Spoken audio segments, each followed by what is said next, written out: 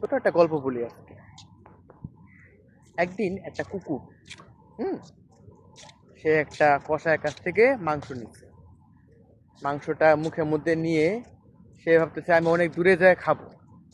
তো সে মুখের মধ্যে করে নিয়ে যাইতেছে। তো একটা সাঁকো পার হয়ে যাইতেছে। তো নিচ দিয়ে যাওয়াটা খুব একটা তার জন্য সুবিধাজনক ছিল না, তাই সে উপর দিয়ে সাঁকো পার হয়ে যাইতেছে, ভাবতেছে যে সে আরাম করে বসে বসে খাবে।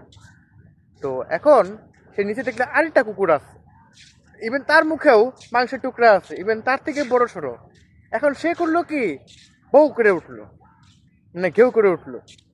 কিন্তু এটা সেটা জিনিস হারাইছে কি জানেন, তার মুখে যে মাংসটা ছিল, ঘেউ করার কারণে তার মুখ থেকে মাংসটা পড়ে গেছে।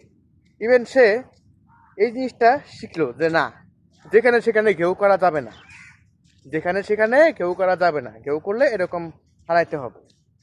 এরপর সে করলো কি, সে তার বাকি কুকুর যে বন্ধুগুলা সেগুলাকেও শিখাইলো যে না, যেখানে সেখানে যখন তখন কেউ করা যাবে না।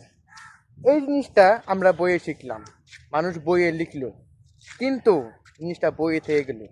মানুষ কেবল বই রেখে দিল, কিন্তু বাস্তবে এটা কেউ নলেজে নেই না।